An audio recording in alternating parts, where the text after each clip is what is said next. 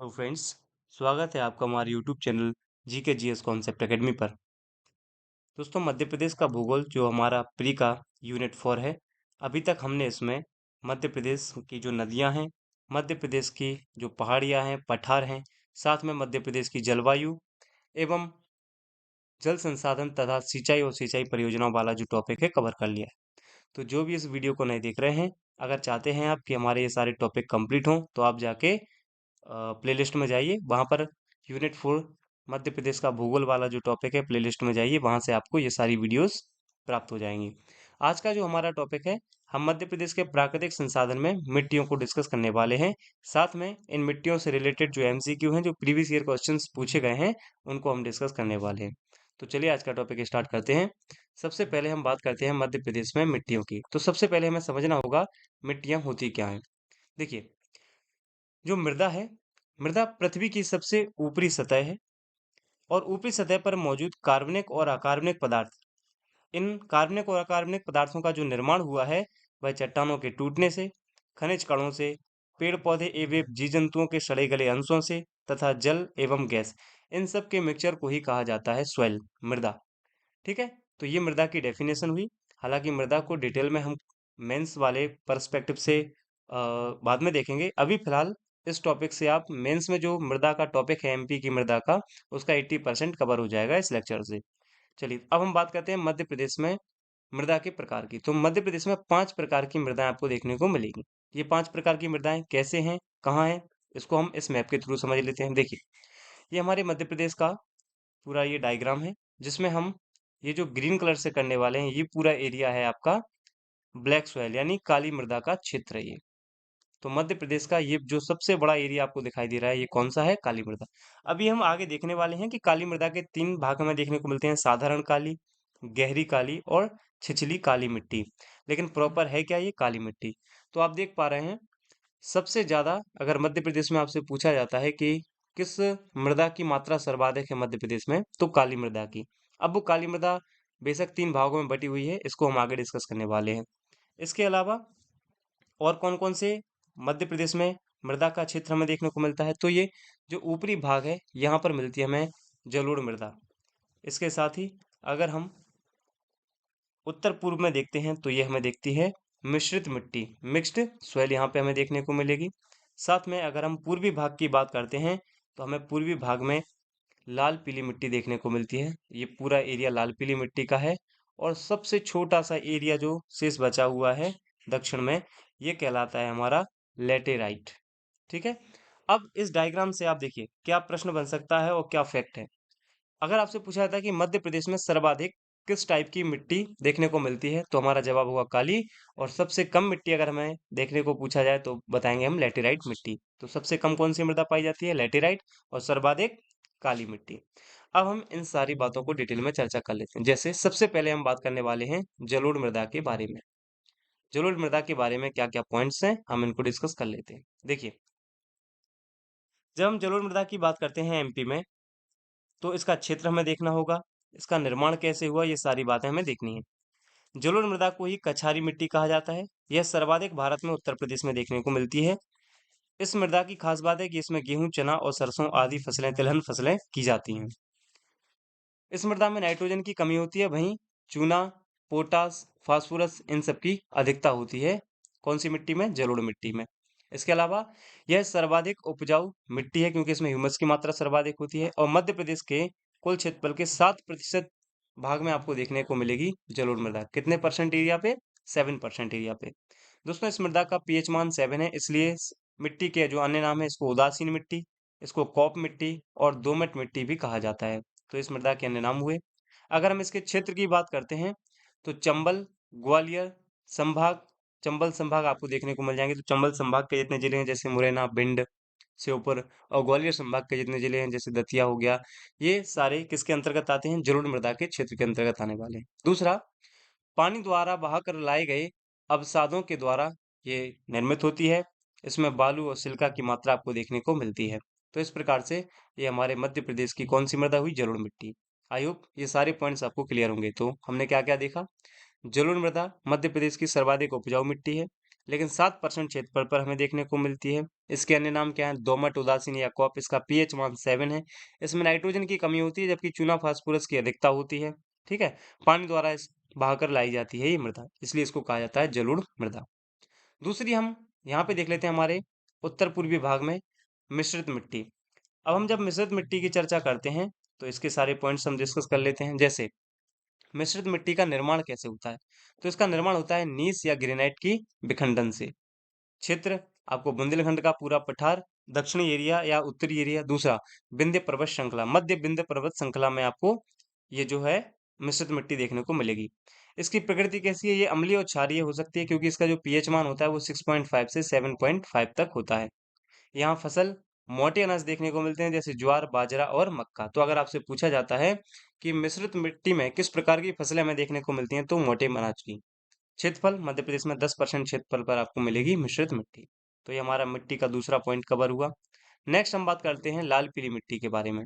देखिए, लाल पीली मिट्टी मध्य प्रदेश का सबसे पूर्वी भाग है। ये 33% भूभाग पर मध्य प्रदेश में ये विस्तृत है। यानी हम कह सकते हैं मध्य प्रदेश का सेकंड सर्वाधिक मात्रा में पाई जाने वाली मिट्टी है लाल पीली मिट्टी। संपूर्ण बघेलखंड क्षेत्र इसी के अंतर्गत आता है, लेकिन पूरे भारत में बात करेंगे तो इसकी सर्वाधिकता है तमिलनाडु में। इसका अन्य नाम क्या है? इसको चालका और डोरसा मिट्टी भी कहा जाता है, जो इसकी अदर नेम है। अत्यधिक पानी की इसको आवश्यकता होती है।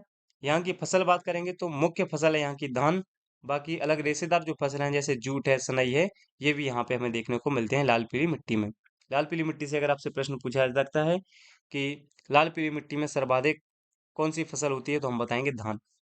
और फेरस ऑक्साइड के कारण इसका रंग जो है लाल पीला होता है। अब हम बात करते हैं लेटेराइट मिट्टी के बारे में। देखिए, ये रही लेटेराइट मिट्टी। लेटेराइट मिट्टी की क्या खास बात है, इन सारे पॉइंट्स को हम डिस्कस कर लेते हैं। जैसे ये मध्य प्रदेश के 0.3% यानी 3% क्षेत्रफल पर देखने को मिलती है। यानी हम कह सकते हैं सबसे कम क्षेत्र में पाई जाने वाली मिट्टी है मध्य प्रदेश में, और ये कम उपजाऊ होती है। इसके अलावा इसके अन्य नाम, इसको भाटा मृदा या लाल बलुई मृदा भी कहा जाता है। सर्वाधिक पानी की आवश्यकता इस मिट्टी को होती है। इसके अलावा बागवानी जो फसल है वो आपको लेटेराइट मिट्टी में देखने को मिलती है। इसके अलावा अगर हम जिले की बात करते हैं तो मुख्यतः यहाँ पर आपको सिवनी, छिंदवाड़ा, बैतूल जिले देखने को मिल जाएंगे। एल्यूमिनियम एवं चूना की इसमें अधिकता होती है। मसाला क्षेत्र कहा जाता है, क्योंकि इसमें मसाले का उत्पादन सर्वाधिक होता है। साथ में यह भवन निर्माण के लिए भी मिट्टी अच्छी मानी जाती है। तो इस प्रकार से हमारी लैटेराइट मिट्टी फिनिश हुई। अब हम बात कर लेते हैं जो हमारे सबसे ज्यादा ब्रॉड एरिया में देखने को मिलती है, काली मिट्टी। देखिए दोस्तों, सबसे पहले जब हम काली मृदा की बात करते हैं, ये रहा, ये 47% भूभाग पर मध्य प्रदेश में पाई जाती है, यानी सर्वाधिक भूभाग पर पाई जाने वाली मिट्टी है। यह दूसरी सर्वाधिक उपजाऊ मिट्टी है। अगर उपजाऊ के क्षेत्र आधार पर देखेंगे तो यह मध्य प्रदेश की दूसरी सबसे उपजाऊ मिट्टी है। जबकि सर्वाधिक उपजाऊ मिट्टी है मध्य प्रदेश की जलोढ़ मिट्टी, जिसको बोले में हम देख चुके हैं। तो जलोढ़ मिट्टी है वो सर्वाधिक उपजाऊ है, वहीं काली मिट्टी है वो दूसरे नंबर की सर्वाधिक उपजाऊ मिट्टी है। लेकिन यह मध्य प्रदेश के सर्वाधिक क्षेत्रफल पर आपको देखने को मिलती है, सर्वाधिक क्षेत्रफल पर। इसका जो निर्माण है वह लावा या बेसाल्ट चट्टानों से हुआ है। इसके अन्य नाम है रेगुर, चोरनिजम या चिरनोजम जिसको हम बोलते हैं, करिल, कनहर, कपासी या भर्री, ये सारे इसके अन्य नाम है या उपनाम है। इसका जो पीएच मान है वो 7.5 से 8.6 है, अर्थात हम कह सकते हैं यह क्षारीय मृदा है। साथ में इस मिट्टी के बारे में हम बात करते हैं तो इसका काला रंग क्यों होता है, तो इसका काला रंग होता है टिटेनी फेस मैग्नेटाइट के कारण, जिसमें लोहा आयरन देखने को मिलता है। यह सर्वाधिक मिलती है भारत में, सर्वाधिक महाराष्ट्र में पाई जाती है। सेकंड नंबर पे हम एमपी में बात करते हैं। इसको स्वयं जोत वाली मिट्टी भी कहा जाता है, स्वजोत वाली मिट्टी भी कहा जाता है। इसमें लोहा, चूना, एल्यूमिनियम इनकी अधिकता होती है। वहीं फॉस्फेट और नाइट्रोजन की यहाँ पर कमी देखने को मिलती है इस मृदा में। और मैंने आपको बताया यह मिट्टी 3 भागों में बटी हुई है। ये 3 भाग कौन-कौन से हैं? यहाँ पर आप एक प्रकाश डालिए। ये रहा। साधारण काली मिट्टी में, गहरी काली मिट्टी में और छिछली काली मिट्टी में। तो हमने भी इसको 3 भागों में डिवाइड किया है इस मिट्टी को। कौन-कौन से भाग हैं? 3 प्रकार इसके कौन-कौन से हैं? तो हम देखेंगे, साधारण काली मिट्टी है, गहरी काली मिट्टी है और छिछली या हल्की काली मिट्टी है। इसके बारे में हम चर्चा करते हैं। सबसे पहले साधारण काली मिट्टी आपको मालवा के पठार वाले क्षेत्र में देखने को मिलेगी। जैसे ये देखिए डायग्राम, ये जो पूरा आपको साधारण काली मिट्टी का क्षेत्र दिख रहा है, ये पूरा मालवा का एरिया कवर करती है। तो ये मालवा क्षेत्र में, अब मालवा पठार में जितने भी हमारे जिले अवस्थित हैं वो ऑटोमेटिक साधारण काली मिट्टी के अंतर्गत आ जाएंगे, जैसे इंदौर है, धार है, रतलाम है, नीमच है, हाँ मंदसौर है, उज्जैन है, ये सब किसके अंतर्गत आ जाएंगे? मालवा के पठार। यहाँ की जो मुख्य फसल है वह है गेहूं, चना, सोयाबीन, अफीम और आलू। ये यहाँ की मुख्य फसलें हैं और 37% क्षेत्रफल पर ये पाई जाती है। यानी टोटल काली मृदा है वो 47% क्षेत्रफल पर है, लेकिन इसमें से भी 37% जो भाग है वह साधारण काली मिट्टी का है। तो अगर आपसे ऑप्शन में पूछा जाता है कि मध्य प्रदेश में सर्वाधिक कौन सी मिट्टी पाई जाती है, और ऑप्शन में अगर काली मिट्टी के भी ये प्रकार है कि साधारण काली मिट्टी, गहरी काली मिट्टी, छिछली काली मिट्टी, दोमट, तो इस प्रकार से आप बता सकते हो साधारण काली मिट्टी का एरिया सबसे ज्यादा है। अब हम बात कर लेते हैं गहरी काली मिट्टी के बारे में। तो जो गहरी काली मिट्टी है दोस्तों, ये नर्मदा घाटी क्षेत्र में आपको देखने को मिलेगी। यहाँ की मुख्य फसल है गेहूं, गन्ना, लेकिन ये मध्य प्रदेश के केवल 3.5% क्षेत्रफल पर आपको देखने को मिलेगी। वहीं लेटेराइट 3% पर था, इसलिए सबसे कम पाई जाने वाली मृदा लेटेराइट है, लेकिन ये 3.5 क्षेत्रफल पर आपको देखने को मिलती है, और ये रहा इसका एरिया गहरी काली मिट्टी का, ये पूरा क्लियर है। चलिए, अब हम बात कर लेते हैं लास्ट, जिसका नाम है छिछली या हल्की काली मिट्टी। दोस्तों संपूर्ण निमाड़ और पश्चिमी सतपुड़ा इसके अंतर्गत आता है। इसमें मुख्यतः कपास, मिर्ची, केला, गांजा जैसी फसल आपको देखने को मिलेंगी, और ये मध्य प्रदेश के 6.5% क्षेत्रफल पर देखने को मिल जाएगी। ये रहा छिछली काली मिट्टी वाला पूरा क्षेत्र, ये पूरा छिछली काली मिट्टी का क्षेत्र रहा। तो इस प्रकार से मध्य प्रदेश में जो 5 प्रकार की मृदाएं पाई जाती थी, मृदाएं हमने कवर कर ली। अब मृदाओं से ही रिलेटेड है मृदा अपरदन वाला टॉपिक, तो अब हम मृदा अपरदन वाले टॉपिक को एक बार डिस्कस कर लेते हैं अच्छे से। देखिए, जब हम मृदा अपरदन की बात करते हैं तो सबसे पहले हमें देखना होगा मृदा अपरदन होता क्या हो। देखिए दोस्तों, मृदा अपरदन को कहा जाता है रेंगती हुई मृत्यु। क्या कहा जाता है? रेंगती हुई मृत्यु। यह मध्य प्रदेश में उत्तरी भाग में अधिकतर देखने को मिलती है। प्राकृतिक रूप से घटित होने वाली यह एक भौतिक प्रक्रिया है, जिसमें जो जल और वायु हैं, ये प्राकृतिक भौतिक बलों के द्वारा भूमि की ऊपरी मृदा के कणों को बहाकर ले जाते हैं। इसी को कहा जाता है मृदा अपरदन। मध्य प्रदेश में कृषि जटिल समस्या है मृदा अपरदन की वजह से। अब मृदा अपरदन में कुछ पॉइंट्स और हैं जो आप नोट कर सकते हो, जैसे देखिए, कुछ पॉइंट्स हम यहाँ पे डिस्कस कर लेते हैं मृदा अपरदन से रिलेटेड। अगर आपसे पूछा जाता है कि मृदा अपरदन कितने प्रकार का होता है, हालांकि ये मेंस का टॉपिक है, लेकिन फिर भी हम कुछ पॉइंट्स इसके यहाँ पे डिस्कस कर लेते हैं। जैसे आपसे पूछा जाएगा मृदा अपरदन के प्रकार, कितने प्रकार का होता है मृदा अपरदन? तो दोस्तों मृदा अपरदन होता है दो प्रकार का। एक तो इसमें आता है परतदार अपरदन, परतदार अपरदन, और दूसरा इसमें होता है अवनालिका अपरदन, अवनालिका अपरदन। ये दो प्रकार का हमें अपरदन देखने को मिलता है। इसको गली इरोजन भी बोलते हैं, गली इरोजन, ठीक है, और इसको बोलते हैं लेयर या सीट अपरदन, ठीक है। तो दो प्रकार का हमें अपरदन देखने को मिलता है। अब ये परतदार अपरदन क्या होता है, इसको समझ लेते हैं हम थोड़ा सा। देखिए, जब हम परतदार अपरदन की बात करते हैं तो जब मृदा की जो ऊपरी परत है, उस ऊपरी परत को, मान लीजिए ये मृदा है और इसकी ये ऊपरी परत है, इस ऊपरी परत को कौन बहा कर ले जाए? जल द्वारा बहा कर ले जाया जाए। मान लीजिए यहाँ से कोई नदी बह रही हो, या बारिश का जो जल है वह है, इसके द्वारा इसको बहा कर ले जाया जाए, या साथ में जो हवाएं चल रही हैं, वायु है, वायु इसको उड़ा के ले जाए। कहने का मतलब क्या है कि जब भी मृदा की ऊपरी परत को जल बहा के ले जाए या वायु उड़ा के ले जाए, तो उसे, तो ऐसे अपरदन को हम क्या कहते हैं? परतदार अपरदन। जो मैं बोल रहा हूँ आप इसको नोट डाउन कर सकते हो। तो इस प्रकार के अपरदन को क्या कहा जाता है? परतदार अपरदन। दोस्तों ये जो क्रिया है परतदार अपरदन की, ये मुख्यतः उन क्षेत्रों में हमें देखने को मिलती है जहां भूमि सामान्य ढाल वाली एवं, सामान्य ढाल वाली मतलब कहने का मतलब है थोड़ी बहुत इसमें स्लोप हो, ढाल हो, और जहां पर जो वर्षा होती है वह बौछारों के रूप में हो, बौछारों के रूप में, एकदम एकदम से तेज वर्षा ना हो, बौछारों के रूप में ऐसी वर्षा हो। तो उन क्षेत्रों में, और साथ ही अगर ऐसे क्षेत्रों में वनस्पति का अभाव हो, यानी पेड़ पौधे भी कम मात्रा में देखने को मिलते हों, तो इन तीनों ही कारणों से उन क्षेत्रों में जो अपरदन होता है वह परतदार अपरदन कहलाता है। मुख्यतः हम देखते हैं जो हमारे भारत में राजस्थान का एरिया है, पंजाब का एरिया है, जो हमारा हरियाणा है, ठीक है, हरियाणा के जो दक्षिण पश्चिमी भाग हैं, वहीं हम अगर मध्य प्रदेश में बात कर लें तो मध्य प्रदेश में जो हमारा बालाघाट क्षेत्र है, बालाघाट ये मुख्य हमारे लिए, बालाघाट क्षेत्र, इन सभी क्षेत्रों में ऐसा अपरदन हमें देखने को मिलता है।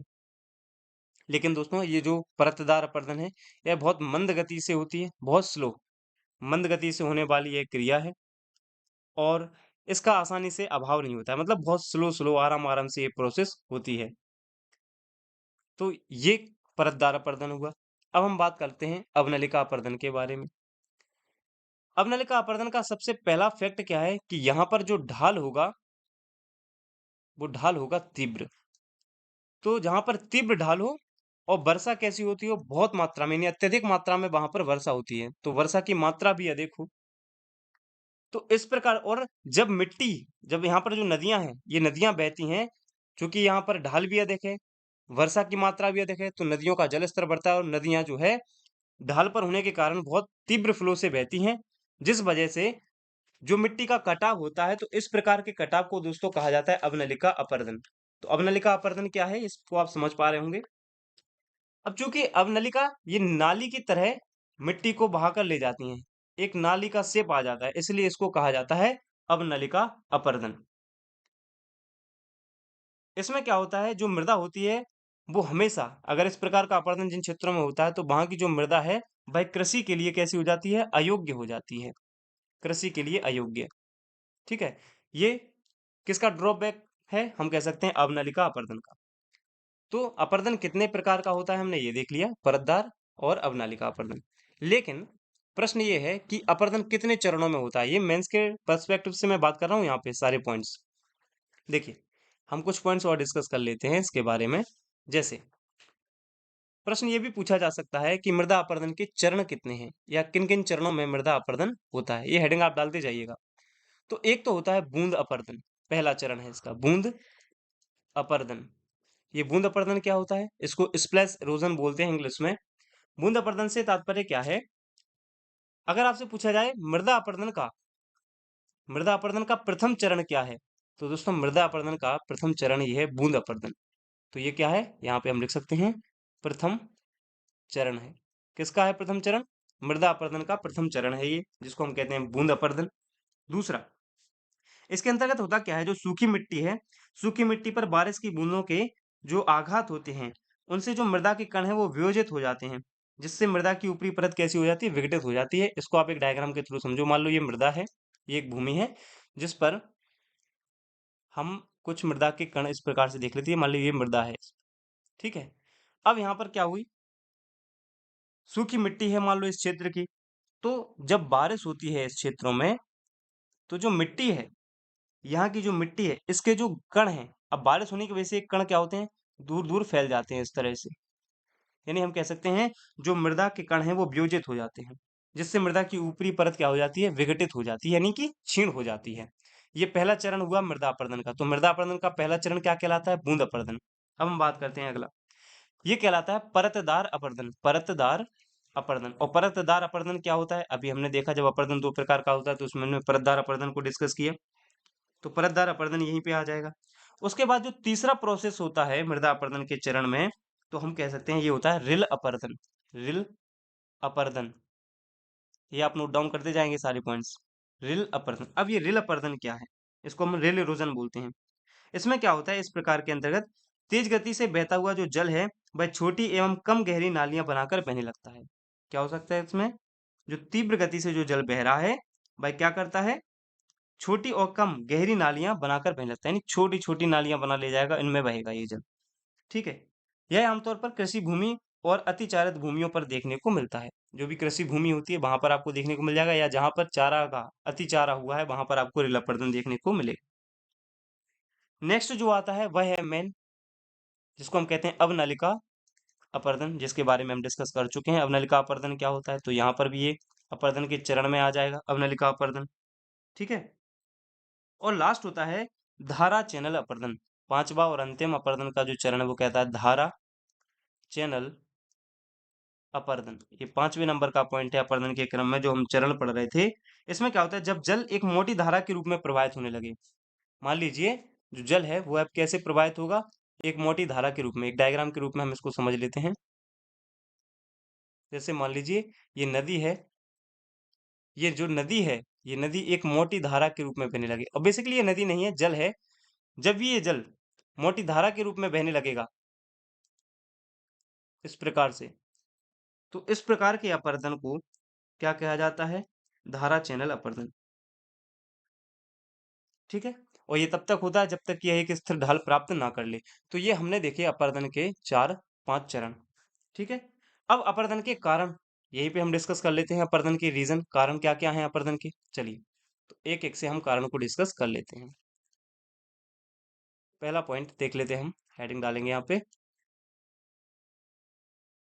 एक सेकंड, चलिए, कारण देख लेते हैं हम। क्या रीजन है मृदा अपरदन के? पहला कारण है दोस्तों नदी। क्या है? रिवर। नदी कैसे कारण हो सकती है? देखो, नदी मुख्यतः 3 प्रकार से अपरदन करती है। ये 3 प्रकार कौन-कौन से हैं? एक तो वो नदी नदी द्वारा क्या होता है? कटाव होता है, जिससे खड्डे टाइप के बन जाते हैं। अगर आप चंबल नदी की बात करो और यमुना की बात करो, तो ये अपने कछारी प्रदेशों में ऐसे उदाहरण देखने को हमें मिलते हैं। दूसरा, नदी जब अपना रास्ता बदलती है, तो उसके आसपास के इलाकों में क्या हो जाता है? मृदा अपरदन करती है, जब भी ये मार्ग बदलेगी अपनी। ठीक है? जैसे आपने सुना होगा सोरो ऑफ बिहार, जैसे कोसी नदी को कहा जाता है। तो इस प्रकार से भी जो है अपरदन होता है। और यदि बाढ़ के समय नदी का पानी बहुत दूर-दूर तक फैल जाता है, इससे भी क्या होता है? मृदा की परत को जो है ये बहाकर ले जाती है। जब ये बाढ़ का जो जल फैलता है, तो ये मृदा की परत को बहाकर ले जाती है। तो नदी भी एक मुख्य कारण है किसका? मृदा अपरदन का। ये अपनी भाषा में आप लिख सकते हैं सारे पॉइंट्स। दूसरा हम बात करेंगे मूसलाधार बारिश, मूसलाधार वर्षा। ये भी मृदा अपरदन का एक कारण है। कैसे? जब मूसलाधार वर्षा होती है, तो वर्षा का जल तीव्र गति से धरातल पर बहता है और मृदा का अपरदन करने लगता है। तो इस प्रकार से ये भी एक रीजन हुआ। और क्या हो सकता है? तो तीसरा पॉइंट हम लिख सकते हैं भूमि का ढाल। भूमि का ढाल यानी वो जगह है, उसका स्लोप कैसा है? तीव्र है या मंद है? इसका भी अपरदन पर बहुत इफेक्ट पड़ता है। जैसे मान लीजिए समतल भूमि पर, अगर मान लीजिए कोई प्लेन भूमि है, तो इस पर अपरदन कम होगा एज कम्पेयर टू ये स्लोप वाली भूमि पर। तो जाहिर-सी बात है भूमि का ढाल भी अपरदन में महत्वपूर्ण योगदान रखता है। इसके अलावा हम बात कर लेते हैं, चौथा जो कारण होगा वह होगा वायु, एयर। वायु कैसे हो सकती है सर? तो देखिए, जो भी शुष्क वनस्पति विहीन मरुस्थलीय क्षेत्र होते हैं, अगर हम ऐसे प्रदेशों की बात करें जैसे हमारा राजस्थान है, तो वहाँ मृदा अपरदन, मतलब जो ये शुष्क भूमि है, ये मृदा अपरदन का सबसे बड़ा रीज़न होकर सामने आता है। इसमें होता क्या है कि वायु द्वारा मृदा अपरदन वायु की गति पर निर्भर करता है। तेज चलने वाली वायु जो होती है वह अधिक मात्रा में अपरदन करती है। मान लीजिए एयर की स्पीड तेज है, तो जाहिर सी बात है अगर वो शुष्क या रेगिस्तानी क्षेत्र है, तो वहां की मिट्टी को उड़ा के लेके जाएगा, जिससे क्या हो जाएगा? इरोजन होगा, अपरदन होगा। तो वायु भी अपरदन का एक कारण है। और क्या कारण हो सकता है अपरदन का? नेक्स्ट हम देख लेते हैं। नेक्स्ट है वनस्पति का विनाश। वनस्पति का विनाश या नाश, जो भी आपको समझना हो। वनस्पति का विनाश कैसे? जैसे हमारे जो पेड़ पौधे होते हैं, उनकी जड़ें मिट्टी को अच्छे से पकड़े रहती हैं, यानी जकड़े रहती हैं, और इसी कारण जल और जो वायु है वह मिट्टी के अपरदित आसानी से नहीं कर पाते हैं। लेकिन जब हम पेड़ पौधों की कटाई करते हैं अधिक मात्रा में, तो जो मिट्टी की पकड़ जो पेड़ पौधों के द्वारा थी, वो कम हो जाती है और मृदा अपरदन की जो समस्या है वह बढ़ जाती है। एक तो ये पॉइंट हो गया। और क्या हो सकता है? तो एक पॉइंट हम और डिस्कस कर सकते हैं, पशुचारण। पशुचारण, ये लगभग हमारे 6 पॉइंट्स हो चुके हैं। पशुचारण में क्या होगा? मान लीजिए हम अपने जो पशु हैं उनको वनों में चरने के लिए छोड़ देते हैं। अब जो जानवर है वह आवश्यकता से अधिक क्या करेगा? वहां पर पशुचारण करेगा, तो मिट्टी को हानि पहुंचती है इससे।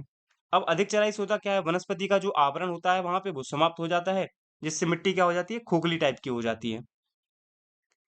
इस स्थिति में मिट्टी पर जल और वायु का प्रभाव तीव्र होने लगता है। तो यही सारे रीजन हैं। अब मान लो ऐसे समय में, एक तो वहां पर जो वनस्पति की वजह से जो वनस्पति का अभाव हुआ है, उसकी वजह से मिट्टी की जो पकड़ थी वो कमजोर हुई है। अब मान लो वहीं पर मूसलाधार बारिश हो जाए, तो मिट्टी के कण, जैसे मैंने आपको बताया, जो मृदा के कण होते हैं वो विलगित हो जाते हैं। और मान लो वहां से अगर कोई नदी फ्लो कर रही हो, तो वो मिट्टी को बहा कर ले जाएंगी। तो ये भी मिट्टी के अपरदन का या मृदा अपरदन का एक मुख्य कारण है। तो इस प्रकार से और क्या हो सकते हैं कारण? ये 6 तो मुख्य कारण होगा। इसके अलावा हम कह सकते हैं हमारा जो हम कृषि करते हैं, कृषि भी अपरदन का एक मुख्य कारण है। कृषि कैसे मुख्य कारण है अपरदन का? आप देख सकते हैं। मान लीजिए आज के समय में जो अवैज्ञानिक तरीके से हम कृषि कर रहे हैं, ये मुख्य योगदान देती है मृदा अपरदन में। जैसे यदि ढाल की ओर खेत की जुताई की जाए तो पानी सरलता से मिट्टी को बहाकर ले जाता है। एक तो ये रीजन हो गया। दूसरा, खेत में बार बार एक ही फसल बोई जाए, जिससे क्या होता है, फसलों का जो चक्रण होता है, रोटेशन ऑफ क्रॉप्स होते हैं, अगर उनको हम बार बार ना दोहराएं तो मिट्टी की उपस्थिति, खनिज और अन्य तत्वों का जो संतुलन है वह बिगड़ जाता है और अपरदन आसानी से हो जाता है। इसके अलावा जो स्थानांतरण कृषि होती है, इनसे वनों का विनाश होता है और मिट्टी कट जाती है। तो ये सारे रीज़न हैं जो कृषि के क्षेत्र में या कृषि के रूप में मृदा अपरदन का कारण बनते हैं। और उसके बाद आ जाता है ह्यूमन। 8वें नंबर पे हम जो कारण लिख सकते हैं वो क्या हो जाएगा अपना, मनुष्य, या हम जीव भी कह सकते हैं, लिविंग ऑर्गेनिज्म कुछ भी। अब मनुष्य क्या है भाई, अपनी आवश्यकताओं की पूर्ति के लिए क्या करेगा, खेत को जोतेगा, नहरें बनवाएगा, कुएं खोदेगा, भवन निर्माण करेगा। तो जितने भी प्रकार के ये कार्य हो रहे हैं इन सभी से मृदा का अपरदन होता है। तो ये सब मृदा अपरदन के कारण है। अच्छा, अब कई प्रकार के जो जीव जंतु भी होते हैं वो भी अपनी निवास करने के लिए क्या करते हैं, मान लो कोई मिट्टी में बिल बना रहा है, मिट्टी को जिससे खोखला कर दे रहा है, तो परिणाम स्वरूप वायु तथा जल उन मिट्टी के आसानी से बहा कर ले जाएगी, मृदा अपरदन हो जाएगा। तो ये सारी जो बातें हमने डिस्कस की हैं, ये मृदा अपरदन के कारण आपको जानने को देखने को मिले हैं। आई होप ये सारे पॉइंट्स आप समझ पा रहे होंगे। अब यहीं पर हम बात थोड़ा बहुत कर लें कि मृदा अपरदन को रोका कैसे जा सकता है। दोस्तों ये सारी बातें आप लिख सकते हो, मृदा अपरदन को कैसे रोका जाए, अगर ये पॉइंट्स आपके पास आ जाते हैं। तो देखिए, कुछ महत्वपूर्ण पॉइंट्स हैं जो अपन डिस्कस कर लेते हैं। जैसे, एक तो होता है कि हमें वनों की रक्षा करनी चाहिए, पहला पॉइंट। वनों की रक्षा करके हम क्या कर सकते हैं, मृदा अपरदन को रोक सकते हैं। हम कैसे रोक सकते हैं, तो हमने बताया वनों की कटाई से मृदा अपरदन कैसे होता है, वही चीजें हम कम कर देंगे, जिससे क्या हो जाएगा, मृदा अपरदन रुक जाएगा। और क्या कर सकते हैं, हम वृक्षारोपण कर सकते हैं। वृक्षारोपण कर हम वनों जो मृदा अपरदन है उसको रोक सकते हैं। और क्या है, मान लीजिए जहां पर हम मानते हैं कि बाढ़ ज्यादा हो रही है, इससे मिट्टी की कटाव हो रहा है, तो वहां पर हम एक बांध बना सकते हैं। तो बांध बनाकर भी हम मृदा अपरदन को रोक सकते हैं। और क्या कर सकते हैं, नदियों को हम जोड़ने की प्रक्रिया कर सकते हैं, जिसके माध्यम से अगर उस नदी के द्वारा एक विशेष क्षेत्र में मृदा अपरदन की समस्या है, तो हम नदी को जोड़ने के माध्यम से वो मृदा अपरदन की समस्या उसको कम किया जा सकता है। भूमि सुधार लागू कर सकते हैं हम। खेतों में जो मेड़े वगैरह होती हैं उनका निर्माण कर सकते हैं। कंटूर जुताई एक पैटर्न है, इनको आप जब ज्योग्राफी पढ़ोगे वहां पर, जब आप कृषि वाला टॉपिक पढ़ोगे तो वहां पे ये सारी चीजें डिस्कस की जाती हैं। फसल चक्र को हम अपना सकते हैं। और क्या कर सकते हैं, कृषि वानिकी को हम बढ़ावा दे सकते हैं। ड्रिप और स्प्रिंकलिंग सिंचर, जो हमारी सिंचाई होती है, स्प्रिंकलर सिंचाई होती है, उसको हम बढ़ावा दे सकते हैं। तो इस प्रकार से हम कई, हमारे पास ऐसे प्रावधान हैं, ऐसे उपाय हैं जिनके माध्यम से मृदा अपरदन को रोक सकते हैं। तो ये हमने देखा कि मृदा अपरदन क्या होता है, मृदा अपरदन के कारण क्या है, मृदा अपरदन को कैसे रोका जा सकता है। लेकिन पर्टिकुलर बात यह है कि मध्य प्रदेश में मृदा अपरदन कहाँ होता है। बात तो ये है क्योंकि हमें एमपी के परिप्रेक्ष्य में देखना है। हालांकि ये टॉपिक हमने थोड़ा मेंस के हिसाब से डिस्कस किया है, क्योंकि मेंस का आप जब आप सिलेबस उठा के देखेंगे ज्योग्राफी का मध्य प्रदेश का, तो उसमें लिखा है मध्य प्रदेश की मिट्टी, मृदा अपरदन और मृदा अपरदन को रोकने के उपाय। तो इसलिए मैंने यहाँ पे डिस्कस करना उचित समझा, ताकि आपका मेंस का भी लगभग 80 से 90% पोर्शन यहाँ पे पूरा हो जाएगा। अब देखिए, मध्य प्रदेश में मृदा अपरदन के बारे में हम बात कर लेते हैं। कहाँ पर, अपने एमपी में। तो मध्य प्रदेश में मृदा अपरदन, देखिए कुछ चीजें आप लिखते चलना साथ साथ में। कई बार क्या होता है, एक चूंकि पेपर को है कम टाइम, हम हर चीज लिख के पूरा नहीं कर सकते, तो आप सुन के इनको अपना शॉर्ट नोट्स बना सकते हो। बाकी मैं कोशिश करता हूँ कि सारी चीजें आपको पीडीएफ में देने का प्रयास करूँ।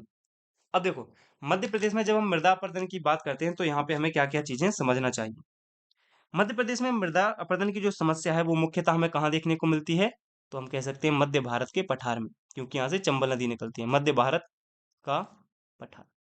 तो मध्य प्रदेश में अगर आपसे पूछा जाए कि भाई कौन सा क्षेत्र है जो मृदा अपरदन से सर्वाधिक प्रताड़ित है या प्रभावित है, तो आप क्या कहेंगे, मध्य भारत का पठार। अच्छा, होता क्या है, जो चंबल है और चंबल की जो सहायक नदियां हैं, उनके बहाव के साथ तेज वर्षा और मृदा अपरदन की समस्या बनना, ये गंभीर समस्या है मध्य प्रदेश की, जो हमारा मध्य भारत का पठार है वहां पे। इससे क्या होता है, जो हमारी कृषि भूमि है वो नष्ट हो जाती है, साथ में कंकरीली और पथरीली मिट्टी बची रहती है, जिससे जमीन के छोटे छोटे गड्ढे बन जाते हैं, और इसी को भूमि का क्षरण या मृदा अपरदन कहते हैं। ये है मृदा अपरदन। ठीक है। अब और हम क्या समझ सकते हैं, तो जो हमारे मध्य प्रदेश के उत्तरी अंचल के जिले हैं, जिसमें हम मुख्यतः बात करते हैं भिंड की, मुरैना की, ग्वालियर की, ये इस समस्या से ज़्यादा ग्रसित हैं, क्योंकि यहाँ पर जो चंबल है और उसकी जो सहायक नदियाँ हैं, उनके द्वारा मिट्टी का कटाव सर्वाधिक होता है और ये मिट्टी के कटाव में महत्वपूर्ण भूमिका निभाते हैं। देखिए, हम मैप के आधार पर इस चीज़ को समझ सकते हैं। मान लीजिए, ये हमारे मध्य प्रदेश का एक छोटा-सा मैप है, ये पूरा,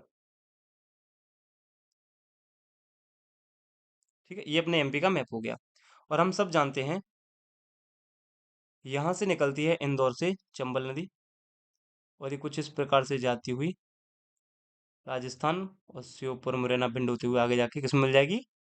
यमुना में मिल जाएगी। अब देखिए, ये चंबल है, चंबल की कई सहायक नदियाँ काली सिंध है, पार्वती हैं, ये सारी नदियाँ क्या करती हैं? मिट्टी का कटाव करती हैं। इसी के आधार पर हम समझने वाले हैं, चूँकि जब ये मिट्टी राजस्थान में प्रवेश करती है तो यहाँ से रेत, कंकड़ वगैरह अपने साथ बहा कर ले जाती है। चूँकि इसका ढाल भी जो है उत्तर की ओर है, तो मिट्टी का बहाव जो हमारी नदी है उसका बहाव भी तेज होता है। दूसरा, यहाँ पर अगर आप वनस्पति जब पढ़ेंगे तो हम आपको बताएँगे कि अर्धशुष्क जलवायु है यहाँ की, जिस कारण यहाँ पर वन भी आपको कम देखने को मिलेंगे। जैसे उज्जैन है, सर्वाधिक कम वनावरण वाला क्षेत्र है, तो यहाँ पर वन भी आपको कम देखने को मिलते हैं, जिसके कारण यहाँ पर जो भूमि का कटाव है वो बहुत आसानी से हो जाता है। ठीक है? और ये नदियाँ जो, और इस चंबल है, चंबल इसकी सहायक नदियाँ हैं, ये क्या है? यहाँ पर बहुत बड़े-बड़े गड्ढों का निर्माण करती हैं, जिनको बीहड़ कहा जाता है, तो बीहड़ की भी समस्या यहाँ पर हमें देखने को मिलती है। तो इस प्रकार से हम कह सकते हैं, ये सारा जो काम है ये मृदा अपरदन के लिए जिम्मेदार है।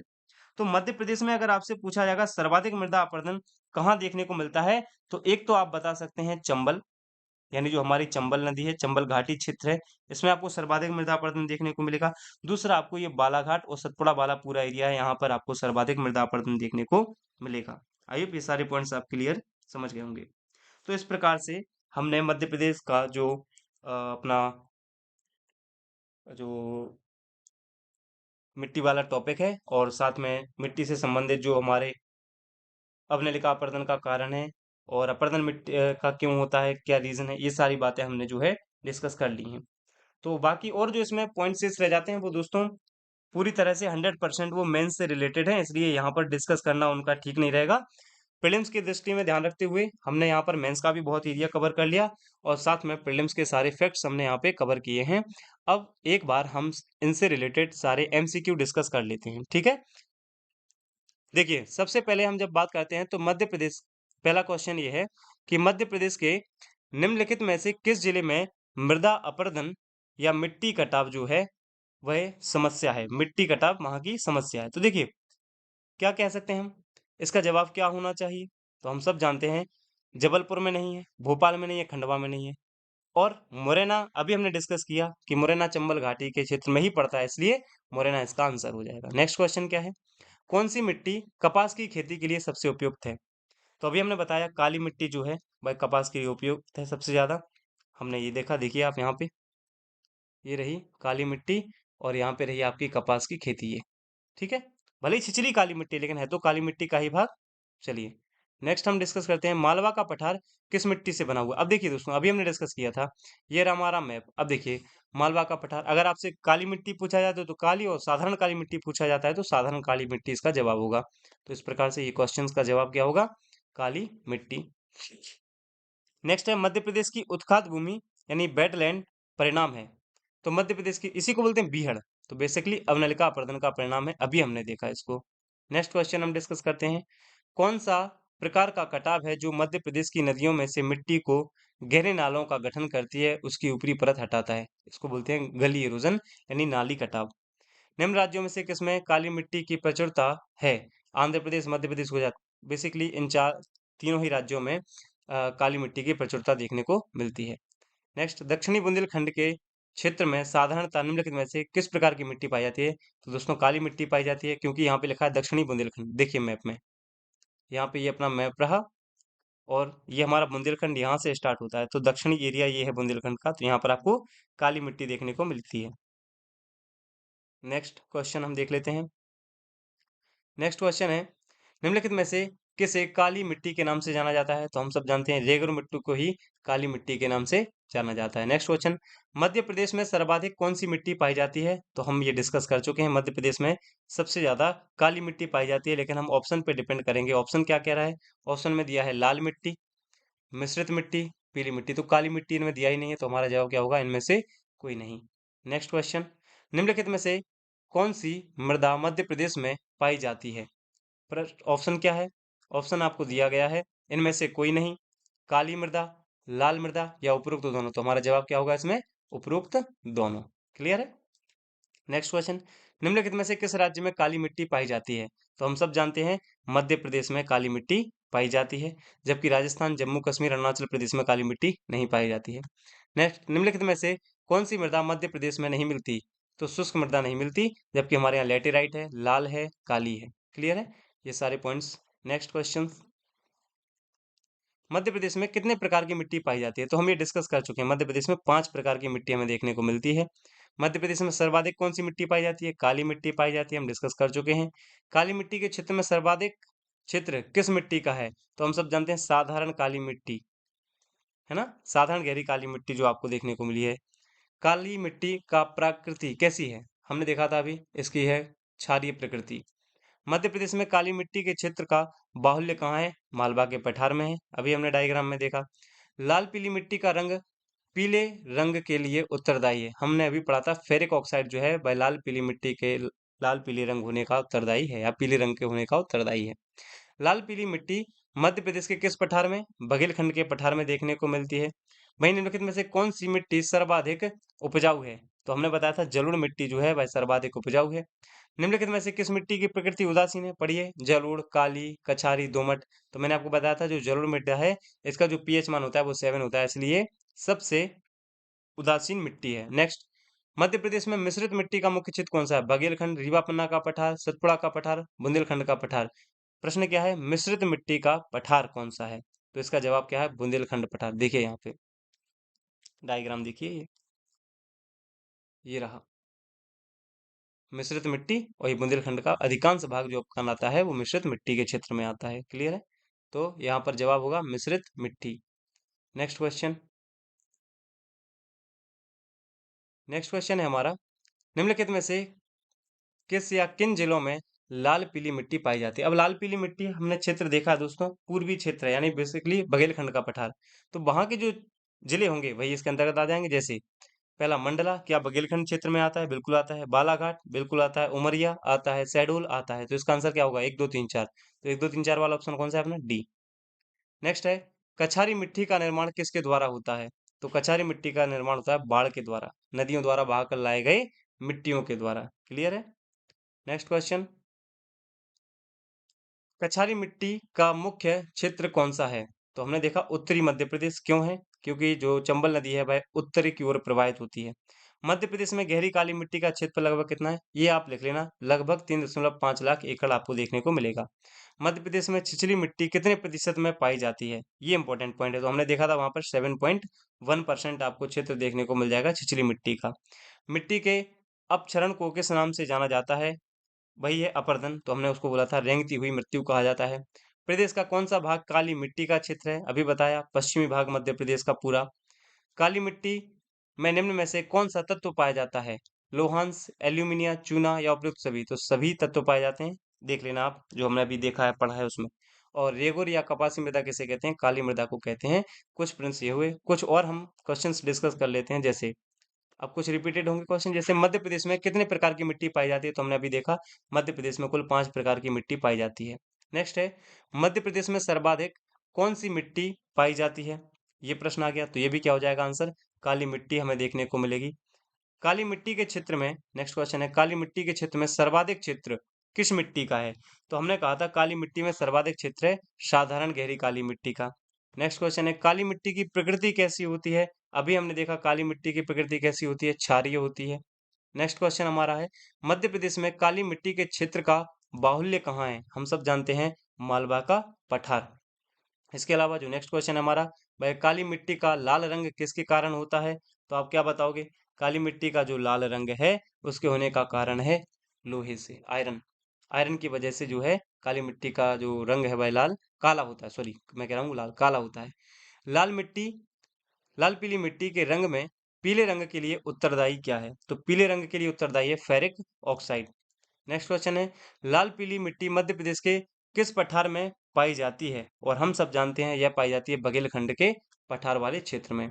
और क्वेश्चंस क्या क्या हैं हम इनको भी डिस्कस कर लेते हैं। देखिए, नेक्स्ट क्वेश्चन है हमारा, निम्न में से कौन सी मिट्टी सर्वाधिक उपजाऊ है? देखिए, अब ऑप्शन पढ़िए, काली मिट्टी, जलोढ़ मिट्टी, कछारी मिट्टी या उपरोक्त में से कोई नहीं। तो हम सब जानते हैं जलोढ़ मिट्टी है वह मध्य प्रदेश की सर्वाधिक उपजाऊ मिट्टी है। नेक्स्ट है, निम्न में से किस मिट्टी की प्रकृति उदासीन होती है? जलोढ़ मिट्टी की। हालांकि ये रिपीटेड क्वेश्चन हैं। जैसे अगला है, मध्य प्रदेश में मिश्रित मिट्टी का मुख्य क्षेत्र कौन सा है? तो हम सब जानते हैं मिश्रित मिट्टी का जो मुख्य क्षेत्र है वह है बुंदेलखंड क्षेत्र। अभी हमने देखा था इसी क्वेश्चन को। और ये वाले भी हम डिस्कस कर चुके हैं। कछारी मिट्टी किसके द्वारा, ये भी हम डिस्कस कर चुके हैं। कछारी मिट्टी का मुख्य क्षेत्र कौन सा है, ये भी हम डिस्कस कर चुके हैं। मध्य प्रदेश में गहरी काली मिट्टी का क्षेत्रफल, ये भी पॉइंट हम डिस्कस कर चुके हैं। इसके अलावा हाँ, ये पॉइंट, मध्य प्रदेश में जो छिछली काली मिट्टी है इसका आपसे परसेंटेज पूछा गया है, कितना परसेंट है? तो हम सब जानते हैं छिछली काली मिट्टी का जो परसेंटेज है वो 7.1% है। नेक्स्ट क्वेश्चन है हमारा, मिट्टी के अपक्षरण को किस नाम से, ये भी हम देख चुके हैं। मध्य प्रदेश में कौन सा भाग काली मिट्टी का क्षेत्र है? पश्चिमी भाग, ये भी डिस्कस कर चुके हैं। काली मिट्टी में से कौन सा तत्व पाया जाता है? ये भी हम लोहन डिस्कस कर चुके हैं। रेगुर या कपासी मृदा किसे कहते हैं? ये भी डिस्कस कर चुके हैं। तो लगभग अब जो भी क्वेश्चन है इन सब के बारे में हम डिस्कस पहले से ही कर चुके हैं। तो जो मृदा वाला टॉपिक था, ये मृदा वाला टॉपिक भी हमारा समाप्त हुआ पूरी तरह से। इसके एमसीक्यू भी हमने डिस्कस कर लिए और कुछ हमने इसका जो मेंस के पर्सपेक्टिव से, आप सिलेबस देखिएगा मित्रों, तो जो अपना मेंस में मध्य प्रदेश भूगोल में जो सिलेबस दिया है मिट्टी का, आप उसमें पढ़ेंगे, उसमें लिखा है मध्य प्रदेश की मिट्टियाँ, उनका वितरण, और साथ में उसमें लिखा हुआ होगा मध्य प्रदेश में मृदा अपरदन और उसके रोकने हेतु क्या क्या उपाय करने चाहिए। तो इस संदर्भ में मैंने ये पूरा टॉपिक उसी दिशा में लेके गया, ताकि आपके फैक्ट भी कवर हों, कॉन्सेप्ट भी कवर हों। एमसीक्यू के जरिए हमने देख लिया कि प्रश्न ऐसे ही पूछे जाएंगे। देखो, अगर आप सिलेबस के अकॉर्डिंग चल रहे हो, प्रीवियस ईयर क्यू आप लगा रहे हो और आपके पास कंटेंट ठीक ठाक है, तो फिर आपका सिलेक्शन कोई नहीं रोकने वाला है। ठीक है, तो सारी बातें हमने डिस्कस कर ली। और लास्ट में वही दोस्तों, अगर आपको ये वीडियो पसंद आया हो तो वीडियो को लाइक करें, कमेंट करें, ज़्यादा से ज़्यादा अपने दोस्तों के साथ इस वीडियो को शेयर करें। और जैसा कि इसका जो पीडीएफ है वो आपको डिस्क्रिप्शन बॉक्स में दिए हुए टेलीग्राम लिंक के माध्यम से आपको प्राप्त होगा। तो फटाफट जाइए टेलीग्राम को ज्वाइन कीजिए, वहाँ पर आपको ये पीडीएफ एज इट इज़ मिल जाएगा। चलिए, तो थैंक यू, मिलते हैं नेक्स्ट वीडियो में।